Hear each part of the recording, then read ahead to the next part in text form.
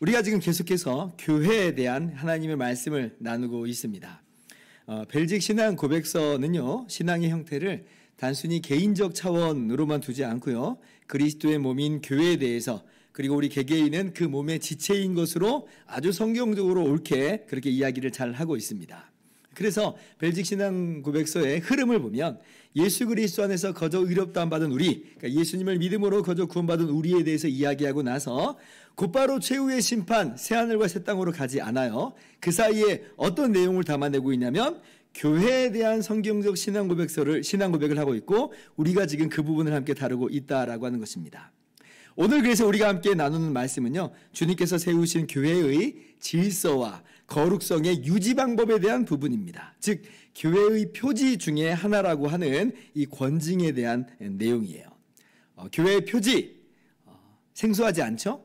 우리 벨직 신앙고백서 29항에서 함께 나눴었는데 세 가지 벨직 신앙고백서가 이야기를 했습니다. 먼저 혹시 기억나세요? 말씀, 성례, 권징, 이렇게 세 가지가 교회의 표지라고 했지요. 그리고 이제 이 일을 잘 수행할 수 있도록, 그러니까 교회가 날마다 참 교회가 될 수 있도록 주님께서는 말씀의 사역자로서 목사, 그러니까 가르치는 장로인 목사를 세웠고, 또 치리하고 목양하도록 장로를 세웠고, 더불어서 이제 교회를 함께 섬기도록 집사를 세우셨습니다. 그래서 이 직분자들이 뭐예요? 복음을 순수하게 선포하고, 그죠? 성례를 신실하게 집행하고, 그죠?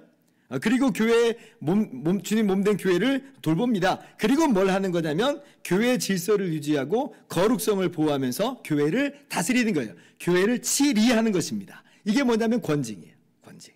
자, 먼저 벨직 신앙고백서 31항을 함께 읽어봅니다. 한 문단씩 읽을게요. 31항, 교회의 질서와 권징에 관하여 우리는 교회 치리를 맡은 자들이 몸된 교회를 유지하기 위해서 어떤 질서를 세우는 것이 유익하고 좋지만, 그럴 때에 그들이 항상 우리의 유일한 주인이신 그리스도께서 명령하신 것에서 벗어나지 않도록 주의해야 한다고 믿습니다.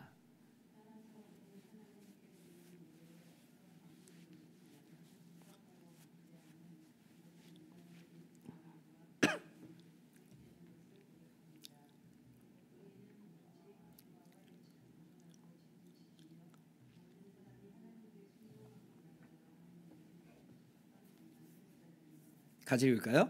그러한 목적을 위해서 권징과 출교가 하나님의 말씀에 따라 시행되어야 합니다. 자, 권징. 그러면 벌써 좀 살짝 부담스럽기도 하고, 심지어는 좀 알러지 반응을 일으킨 사람이 있을 수도 있겠습니다. 아니, 교회는 사랑의 공동체인데 무슨 권징이냐라고 하는 것이죠. 그러나 여러분, 오히려 교회가 바로 그 사랑의 공동체이므로 권징이라고 하는 사랑의 회초리가 있는 것임을 우리는 알 필요가 있습니다. 예를 들면 제가 이렇게 비교해서 말씀을 드릴게요. 자, 하나님께서 우리 사랑하시나요? 그러죠. 하나님께서 우리 사랑하십니다. 두말하면 잔소리예요. 하나님께서 독생자를 주시기까지 우리 사랑하시고, 독생자께서는 우리를 위해서 대신 십자가에서 죽으시기까지 우리를 사랑하십니다. 예수님께서는 그렇게 기꺼이 우리와 영원토록 한 몸을 이루시기까지 우리를 사랑하시고, 성령께서는 영원히 우리 안에 내주하심으로 우리를 향한 하나님의 사랑을 그렇게 나타내어 보여주세요. 정말 부인할 것 없이 하나님은 우리를 사랑하십니다. 한치의 의심도 없는 거예요. 자, 그런데 그렇게 우리를 하나님께서 사랑하신다라고 해서 하나님이 항상 허허허 하고 너털 웃음만을 그렇게 터뜨리시는 분이시냐, 우리가 무슨 짓을 할지라도 마치 아무런 상관없다는 듯이 그냥 바라고 보고만 있는 그런 하나님이신 것이냐라고 할 때 어때요? 전혀 그렇지 않죠. 오히려 하나님께서는 아버지가 사랑하는 자식을 징계하는 것과도 같이 우리를 너무나 사랑하셔서 징계하신다라고 말씀을 하여 주십니다. 히브리서 12장 7절 8절이 바로 그걸 이야기해주고 있어요. 자, 너희가 참음은 징계를 받기 위함이라. 하나님이 아들과 같이 너희를 대우하시나니 어찌 아버지가 징계하지 않는 아들이 있으리요. 8절.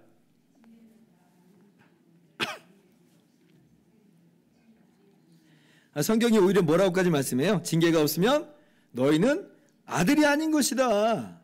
정말 그렇죠.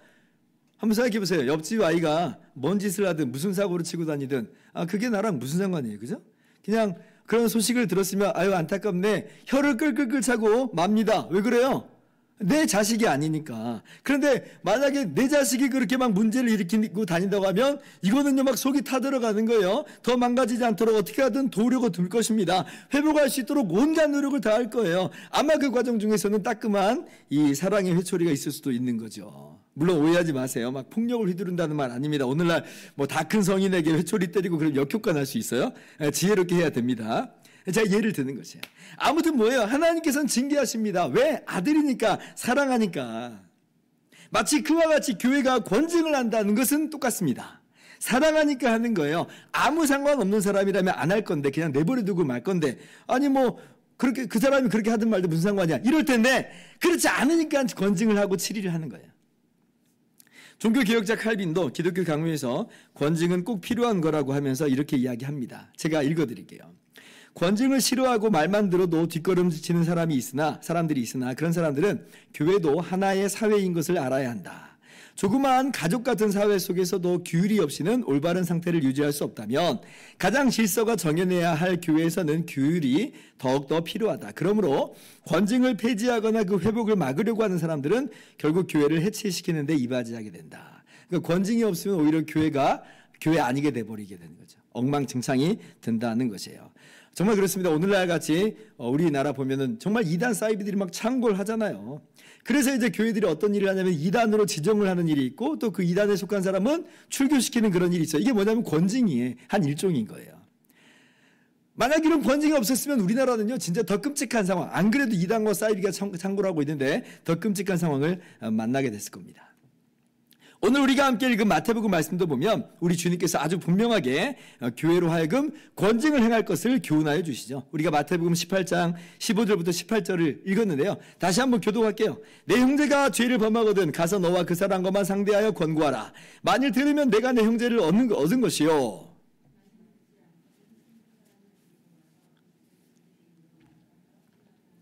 만일 그들의 말도 듣지 않거든 교회의 말하고 교회의 말도 듣지 않거든 이방인과 세리와 같이 여기라.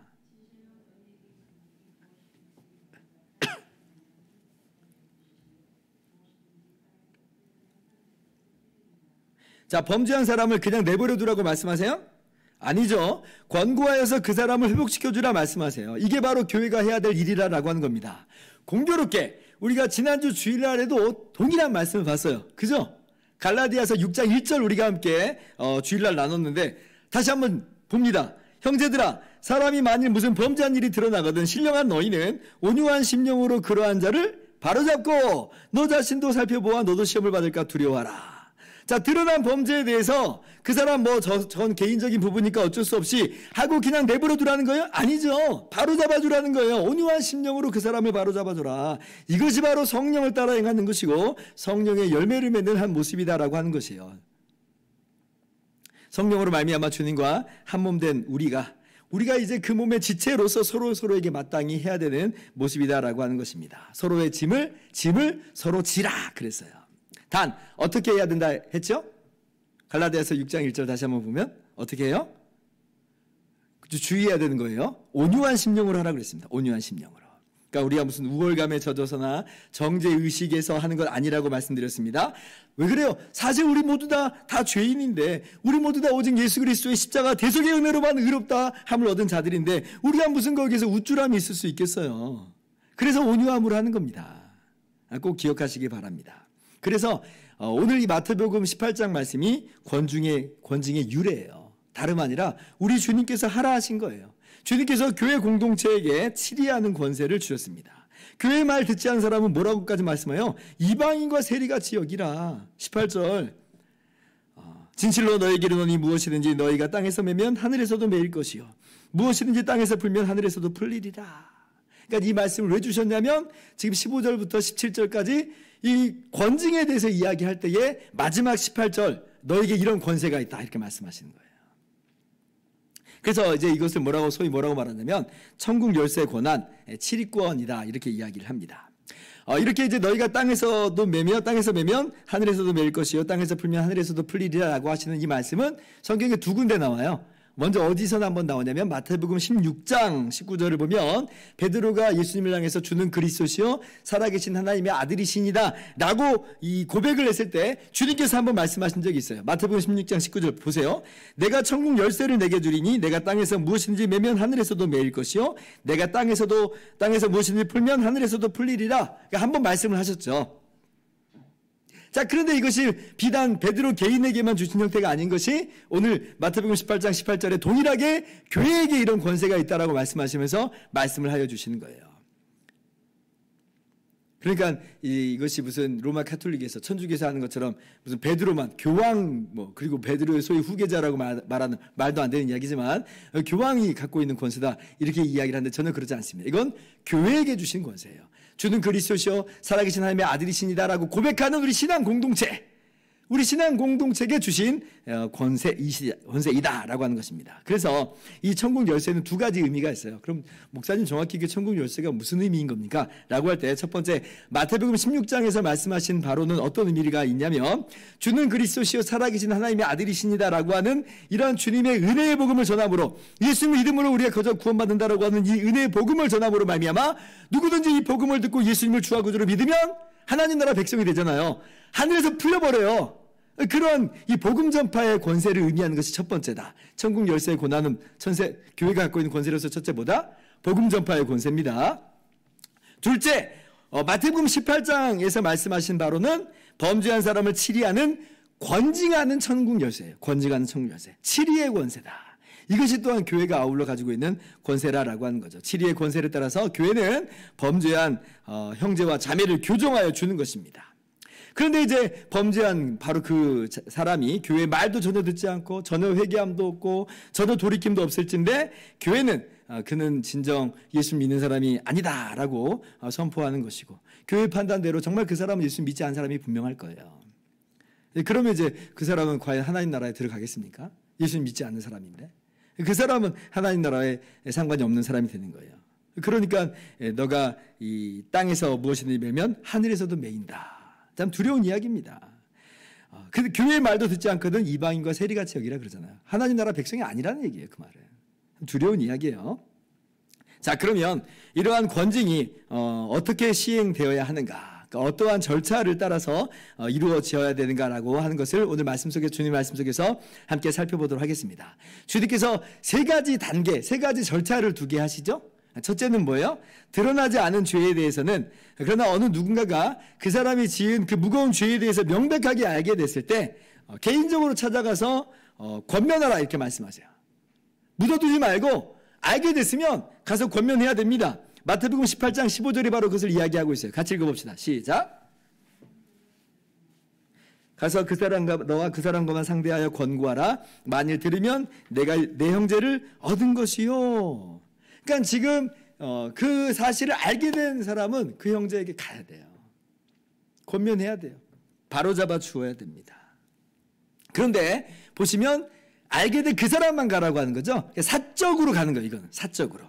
그러니까 지금 반드시 처음부터 모든 죄에 대해서 교회 공동체 전부가 다 알아가지고 하나하나 다 개입해서 판단하고 판결하도록 그렇게 하시지는 않는다는 것이에요.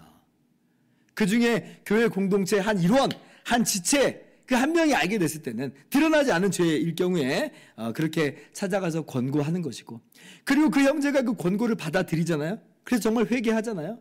그러면 그렇게 종결이 되는 거예요. 권징의 목적은요. 왜 그러냐면 그 형제를 바로잡아 주는 거기 때문에 그래요. 교회의 거룩성을 지키고 그 사람을 회복시키는 것을 하는 것이 바로 권징의 궁극적인 목적이기 때문에 그렇습니다. 그리고 특별히 이제 이 일을 해야 되는 사람들이 누구냐면 칼빈은 바로 목사와 장로들이 이 일을 해야 된다 이렇게 이야기를 해요. 신방이라고 하는 이 기능 중에 중요한 기능 중에 하나가 바로 이러한 권고하고 권면하는 그런 내용입니다. 우리가 신방 그러면 마치 위로하는 말씀, 권면하는 말씀, 마치 또 우리의 앞길을 또 어떻게 인도하고 지도하시는 하나님의 이끄심만을 기대하는 것을 우리가 신방의 전부로 생각을 하는데 물론 그것도 신방의 한 기능이에요. 그러나 신방의 또 하나의 기능은 뭐냐면 범죄한 사람을 향해서 권고하고 권면하는 거예요. 그러니까 목사와 장로가 하는 바로 그런 일이라고 하는 거죠. 자, 그렇게 해서 이제 개인적으로 종료가 되면 너무 좋겠어요. 근데 이제 개인적으로 권면했을 때 종료하는 것으로도 우리가 좀 주의할 필요가 있는 것은 근데 이제 죄라고 하는 게 개인적 차원의 죄면 그렇게 깨닫고 돌이키고 회개하고 그럼 끝날 텐데 어떤 죄들은 관계적인 그런 부분이 있잖아요. 예를 들면 누굴 도둑질했어요. 이제 그러면 이제 거기에 대해서는 분명히 배상하는 것들이 동반돼야 됩니다. 그래야지 진짜 진정 그 권고를 들은 거지. 배상도 안 하고 훔쳐간 거 돌려주지도 않았는데 그냥 나 잘못했습니다라고 하는 것을 끝날 수는 없는 것이에요. 또 그리고 우리가 또 주의해야 될 것은 뭐냐면 무거운 죄에 대해서는 이제 바로 이렇게 진행을 하고 또 그리고 이제 그것을 듣지 않았을 때는 그 다음 단계로 진행을 해야 됩니다만은 근데 이제 우리가 좀 고민해야 될 건 뭐냐면 상대적으로 가벼운 죄들에 대해서는 우리가 또 어떻게 해야 되는가 이 부분도 우리가 좀 주의하면서 알아야 됩니다. 오늘 말씀 보면은 죄에 대해서 그 사람이 안 들으면 두 번째 한두 사람을 더 데리고 가라고 그러잖아요. 근데 모든 죄를 또 그렇게 다 할 것인가 라고 할 때 제 생각에는 상대적으로 가벼운 죄들의 경우에는 그 사람이 권면을 듣지 않았을 때는 그냥 그렇게 말하고만 멈추는 것이 옳습니다. 칼빈조차도 가벼운 죄 같은 경우는 말로만 경책하고 멈추라 이렇게 말을 해요. 그 말은 그 사람이 들어도 멈출 것이고 안 들어도 멈출 것이라는 거예요. 안 들어도.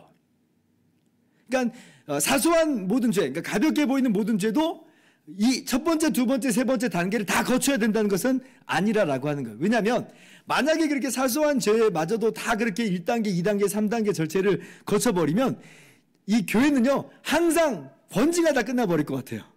왜냐하면 모든 사람들이 권면을 듣고 아우 죄송합니다, 내가 회개합니다, 잘하겠습니다 라고 하면 좋을 텐데 아니 우리가 다 우리 신앙의 단계들이 그런가요? 그렇지 않잖아요. 막 반항하는 마음도 들고 아니 네가 뭔데 나한테 그래 막 따지고 들기도 할 거예요. 아니 그럼 그걸 가지고 또 이제 한두 사람 증인을 데리고 가면요 그런 식으로 모든 것이 이루어지면 신앙이 어린 사람들은 버겨날 수가 없습니다. 견뎌낼 수가 없어요. 신앙이 강한 사람도 버겨낼 수가 없어요. 왜냐하면 우리 모두가 다 죄인인데 죄 안 짓는 사람이 없는데 아니 근데 이 많은 죄들을 우리가 어떻게 그렇게 항상 판결하면서 살 것인가. 그리고 오히려 그런 것들이 우리 양심을 옥죄기도 합니다. 왜냐하면 즉각 이렇게 판결을 한다는 것은 물론 교회의 순수성과 거룩성을 지키는 그러한 모습이기도 하지만 한편으로는 죄 없는 상태를 만들겠다는 거거든요. 항상. 근데 항상 죄 없는 상태를 만들다라고 하는 것은 그럼 어느 수준이 우리가 교회가 과연 죄 없는 수준이 되는 거냐. 항상 사람들을 그러면 정죄하고 판단하는 것만 이렇게 들여다볼 수밖에 없는 그런 구조가 돼버려요. 오히려 우리가 율법주의에 빠질 수 있는 그런 어려움이 있을 수 있기 때문에 가벼운 죄에 대해서는 권면해서 돌이키게 하고 만약에 돌이키지 않으면 기다려줄 줄 아는 것이 이제 가벼운 죄를 그렇게 처리하는 그러한 모습이다라고 하는 거예요. 여러분 제가 오해하지 않았으면 좋겠습니다. 지금 그러니까 뭐 권면을 하지 말자라고 한 얘기가 아니에요. 권면을 하라고 말씀드리는 거예요. 하라. 권면을 하라. 근데 안 들어먹는 사람, 가벼운 죄에 대해서 안 들어먹는 사람에게는 우리가 말하고 그냥 기다려줄 필요가 있다는 것이고 그러나 무거운 죄에 대해서는 우리가 말만 하고 멈추어서는 안 됩니다. 오늘 주님께서 말씀하신 대로 그 다음 스텝이 바로 있어요. 그 다음 스텝이. 자, 둘째로 그래서 무거운 죄에 대해서는 그 사람에게 권면을 했는데 듣지 않았어요. 그러면 어떻게 해야 되냐? 할 때 한두 사람을 동반하여 다시 찾아가서 권면하라. 주님께서 이렇게 교훈하여 주십니다. 16절, 마태복음 18장 16절 말씀이에요. 같이 읽어봅시다. 시작.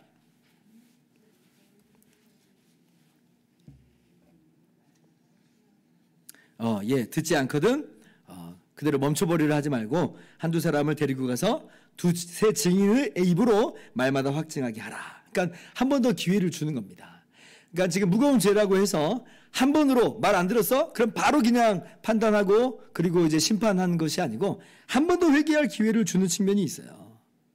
그래서 이렇게 해서 그 사람이 지금 이야기를 들으면 회개하면 그러면 이제 또 그렇게 종결이 됩니다. 그래서 교회는 어떻게 하든지 이 사람을 회복시켜주는 것을 목표로 하고 있다는 거예요. 자, 그러면 근데 왜 한두 사람을 더 데려갑니까? 아니, 그냥 똑같이 두 번째 이야기하면 안 되는 겁니까? 라고 할 때 이것은요, 공신력을 더하는 측면이 일단 있죠. 왜냐하면 이제 개인적 차원이 아니에요. 한두 명이 같다라고 하는 것은 이제 공동체에 이제 드러나는 어떤 그런 모습인 것입니다. 그리고 그 드러나는 이러한 모습으로서 증인을 확보하는 그런 측면이 강하게 있어요. 개인적으로 지금 찾아가서 이야기해서 지금 마치 무슨 진실 게임을 벌이듯이 들었냐 못 들었냐, 알았냐 못 알았냐 이런 게임하는 게 아니라는 거죠. 두세 사람이 함께 들었기 때문에 여기에서는 무슨 진실 게임이 있을 리가 없는 것이고 무슨 진흙탕 싸움이 벌어질 것은 아니라라고 하는 것이에요. 증인을 확보하는 겁니다. 그렇잖아요. 지금 이제 한두 사람을 더 데리고 왔어요. 근데 이제 그 사람이 여전히 지금 자기의 죄를 회개하지 않아요. 그러면 옆에 사람도 나도 이제 이 사람을 봤다. 이 사람의 이 모양을 나도 지금 알게 됐다라고 하는 거죠. 그러니까 이제 나중에 거기에 따른 적절한 이 권징의 판결을 내린다 할지라도 그것은 무슨 진실 게임처럼 이제 공방전을 벌이지 않을 수 있는 거죠. 왜냐하면 다 아니까, 두세 사람이 함께 봤으니까, 함께 들었으니까라고 하는 것이에요. 이것이 두 번째 절차라고 하는 것입니다. 세 번째 절차. 자, 근데 그 사람이 그렇게 한두 사람을 데리고 가서 이야기를 했음에도 불구하고 그래도 듣지 않는다. 자, 그럼 이제 어떻게 하라는 거예요? 이때 이제 교회 공동체 이야기해서 치리하게 하는 것입니다. 그러니까 이제는 그 죄가 처음에 이제 숨겨진 죄인 것이었는데, 그래서 개인적으로 가서 이야기했는데 한두 사람을 더 데리고 가서 공론화가 됐고요. 이제는 완전히 교회 공동체 안에서 드러난 죄로서 교회 공동체로 하여금 판단하고 판결하라라고 하는 것이에요. 그리고 우리 장로교에서는 그 일을 하는 그러한 직분자들로서 장로들을 세운 겁니다. 돌보고 치리하게 하는 거예요. 그래서 이 장로교에서는 이러한 치리하는 직분을 가진 사람들, 즉 장로의 회, 그러니까 당회라고 그러죠. 당회로 하여금 이런 치리한 일을 하게 합니다. 그래서 장로교에서는 당회가 권징을 하는 거예요. 17절 말씀. 만일 그들의 말도 듣지 않거든 교회의 말하고 교회의 말도 듣지 않거든 이방인과 세리와 같이 여기라. 그러니까 세 번째입니다. 그러니까 당회가 다시 한번 가서 이야기를 해요. 이게 뭐예요? 또 회개의 기회를 주는 겁니다. 그래서 그때 이 사람이 돌이키고 회개하면 그러면 종결되는 거예요. 왜냐하면 사람 살리는 게 핵심이니까. 그러나 이제 문제는 뭐예요? 하나님 말씀을 따라서 권면하는 당회의 말도 듣지 않잖아요. 그러면 이제는 말만 하고 끝나는 게 아니에요. 말만 하고 끝나지 않고 권면으로, 그러니까 견책으로 끝나지 않고 최소한 수찬 정지에서 나아가서 출교까지 이제 하게 됩니다. 오늘 말씀에서도 뭐예요? 교회 말도 듣지 않거든 어쩔 수 없으니 그냥 내버려둬라 이렇게 하시지 않죠? 분명하게 말씀하시기를 이방인과 세리와 같이 여기라 이렇게 주님께서 말씀하세요. 우리는 한 명이라도 이제 교회에 더 있어야 되는 것 같아 보이니까 그러니까 이제 이런 것들은 생각조차 안 하려고 하는데, 근데 오히려 주님께서 그 사람을 잘라내는 것처럼 이렇게 이야기를 하고 있어요. 고린도전서 5장에서도 음행을 저질렀는데 교회에서 아무런 조치를 취하지 않았어요? 그게 이제 바울 사도의 귀에 들어갔습니다. 아니 어떻게 해서 너희가 그 사람 판단하지 않을 수가 있느냐? 회개하지 않는 그 사람 내보내라 이렇게까지 명령을 하세요. 이거 교회에서 마땅히 해야 될 일이라고 하는 거죠. 이게 참 두려운 일입니다. 수찬 정지는 뭐예요? 성찬을 받는 걸 정지시킨다는 겁니다. 그러니까 성찬이라고 하는 게 여러분 뭔지 아시죠? 성찬은 그리스도의 몸을 받음으로써 우리가 그리스도의 한 몸에 참여하는 거예요. 우리가 주님의 몸이라고 하는 거예요. 주님의 몸으로써 주님의 생명을 풍성하게 누린다라고 하는 거예요. 그런데 성찬을 정지시킨다는 건 주님의 그 한 몸에 참여하는 것을 일시 정지시킨다는 거거든요. 이 말이 무슨 말이냐면 이거예요. 당신이 그렇게 회개하지 않는 거 보니까 당신이 정말 그리스도의 몸인지 아닌지 우리는 알 수가 없겠습니다. 종시 회개하지 않는 거 보니까 어쩌면 아닌 것 같습니다. 회개할 때까지 보자는 거예요. 출교는 말할 것도 없죠. 출교는요, 지금 수찬정지는 일시적으로 그 기간을 지금 두면서 지켜보자는 거고, 회개하는 것을. 출교는 그냥 그 즉시로 선포하는 거예요. 당신은 그리스도의 몸이 아니다. 그리스도의 몸이 아니라는 건 뭐예요? 주님의 생명에서 끊어진 자라는 거예요. 주님의 은혜에서 끊어진 자, 구원과 상관없는 자라고 하는 겁니다. 물론 이제 나중에 그러고도 나중에 깨닫고 회개하고 돌아올 수도 있지만 지금 당장 선포는 그리스도의 몸이 아니다라고 판결을 내리는 거예요. 하나님 나라 백성이 아니다라고 하는 겁니다. 정말 두려운 판결이죠. 교회가 바로 이런 판결을 한다. 그리고 교회가 하는 판결은 이 외에는 없습니다. 그러니까 견책하고 권면하고 견책하고 그리고 수찬 정지하고 출교하는 것 외에는 없어요. 여기에 무슨 고문을 가하고 폭력을 행사하고 이런 건 없어요. 이거는 그냥 중세 교회가 그렇게 잘못해왔던 거예요. 교회의 이런 치리권은 영적인 권세예요. 영적인 권세. 이것을 물리적인 그런 방법으로 사용하면 안 된다. 너무나 당연한 이야기인데 교회의 어두운 역사 중에 그런 일들이 있었기 때문에 로마 카톨릭이 그래 왔기 때문에 우리가 그것을 한 번 더 짚고 넘어갈 필요가 있지요. 자, 그런데 이제 너무나 이렇게 정말 두려운 판결이기 때문에 그래서 교회가 이러한 판단을 하는 데 있어서는 정말 신중을 기울여야 됩니다. 왜냐하면 이 권세가 너무 크잖아요. 당신은 하나님의 백성이 아니다. 출교시켜버린다고 하는 게 이게 그냥 쉬운 일이에요?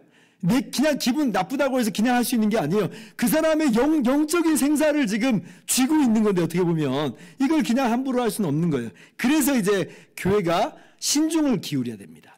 하나님 말씀에 입각해서 바르게 판결하는가라고 하는 걸 꼭 들여다봐야 돼요. 왜냐하면 이 권세가 너무나 크기 때문에 그래요. 그리고 교회도 사람들의 모임인지라 얼마든지 오용할 수 있어요. 어떤 나의 어떤 성향에 따라서 내 기분에 따라서 판결하는 거 아닌가라고 하는 걸 항상 돌아보면서 교회는 그러면 안 될 것이고요. 하나님 말씀에 따라 이것이 정말 범죄가 맞고 회개하지 않는 것이 분명하다면 그제서야 판결을 내리는 것이죠. 그래서 벨직 신앙 고백서가 분명하게 단서를 달아놓죠. 질서를 세울 때의 첫째 문단 한번 보세요. 그들이 항상 우리의 유일한 주인이신 그리스도께서 명령하신 것에서 벗어나지 않도록 주의해야 한다고 믿습니다. 주님의 명령도 아닌데 함부로 그냥 너 내 말 안 들었어? 너 출교. 이건 아닌 거예요. 이건 절대 그러면 안 돼요. 오늘날 몇몇 교회들이 그런 교회들이 있더라고요. 근데 그러면 안 됩니다. 아무리 그 사람이 못마땅할지라도 주의 말씀에 지금 따른 범죄가 아닌데 함부로 막 출교하고 그렇게 제명하는 것은 아니다는 것이에요. 주의해야 됩니다. 또 제일 마지막 문단 보세요. 권징과 출교가 시행되어야 하는데 근데 권징과 출교가 하나님의 말씀에 따라서 시행되어야 한다 그러죠. 하나님 말씀에 따라서 해야지 어떤 정치적인 어떤 그런 이유와 또 정치적인 상황으로 그렇게 진흙탕처럼 이것을 만들면 안 된다라고 하는 거예요. 정말 그렇습니다. 그러나 이제 그런 것들을 우리가 주의해야 될 점으로서 알고 있어야 될 것이고요. 근데 교회가 어떤 권세가 있는지를 우리가 좀 알아야 됩니다. 교회는 주님의 말씀을 따라서 권징을 시행한다. 주님께서 권징할 수 있는 그 권세를 교회 공동체에게 주셨고 그 교회 공동체에서는 치리하는 직분을 가진 당회가 그 일을 하고 있다라고 하는 것을 우리가 기억할 필요가 있습니다. 자, 이제 말씀을 마칩니다. 근데 이제 좀 안타까운 건 뭐냐면 한국 교회가 이단을 경계하는 쪽에서는 이 권징을 참 잘하고 있는데요. 근데 이제 권징의 다른 영역들에 있어서는 좀 소홀하고 있는 것은 아닌가라고 하는 자성을 우리가 좀 하게 됩니다. 이를테면 영적으로 나태한 사람을 격려하고 견책함에 있어서 우리가 서로 그렇게 격려를 잘하고 있는가? 잘하고 있는 줄 믿지만 근데 얼마나 우리가 좀 개인주의적인 신앙 안에 우리가 굳어져 있는지 몰라요. 뭐 저 사람이면 저러든지 말든지 이렇게 우리 스스로도 좀 이렇게 신앙생활을 너무 개인적인 차원으로 낮춘다라고 하는 거죠. 심지어는 중한 타락에 있는 사람들을 경계하는 것에 있어서도 교회가 그 일을 좀 소홀히 하고 있는 부분이 좀 있다라고 하는 것을 우리가 부인할 수가 없습니다. 왜 그럴까? 그 한 가지 이유는 교회가 성장주의에 매몰되어 있다 보니까 그 사람 권면하고 또 책망하면 그 사람 교회 그냥 떠날까 봐 그렇게 못하는 부분이 있는 것은 아닌가. 또 한편으로는 한국 교회가 여러 교파별로 정말 많이 나눠져 있으니까 뭐 이제 그 사람도 이제 책망을 받는 사람도 그런 거죠. 아, 여기만 교회야? 나 딴 교회 갈래. 라고 그냥 셀프 징계를 해버려요. 그러니까 지금 책망하고 권징을 교회에서 하고 그걸 들어야 되는 건데 근데 이건 셀프 그냥 권징이에요. 심지어 나 교회 안 나가. 이거 지금 출교를 굳이 교회에서 하지 않았는데 근데 뭐요? 자기 혼자 출교를 자기가 시킨 거예요. 자기 혼자 제명을 했어요. 그러니까 이런 형태로 진행이 되니까 권징하기가 참 어렵다 생각합니다. 그러나 그럴지라도 이런 뭐 악조건이 우리 가운데 있을지라도 교회는 주님의 몸으로서 질서를 세우고 또 거룩성을 유지하는 이 권징의 모습을 우리가 시행할 수 있어야 됩니다. 우리가 서로 그렇게 돌아보는데 격려하고 사랑과 선행으로 그렇게 칭찬해 주는 것만이 반드시 이제 서로 돌아보는 모양은 아니고 범죄한 것에 있어서는 따뜻하게 온유하게 바로잡아 주는 것도 마찬가지로 이 주님께서 세우신 권징해야 한 모습인 줄 알고 우리도 또 그렇게 가고, 또 교회도 이 드러난 범죄에 대해서 눈을 감는 게 아니라 드러난 범죄에 대해서 반드시 거기에 대해서 또 권징하면서 그 사람을 살리려고, 어떻게 하든지 그 사람을 살리려고 애를 쓰는 모습이 우리 가운데 있어야 될 줄을 믿습니다. 우리가 이 모습을 잘 취할 수 있기를 주님의 이름으로 축원합니다.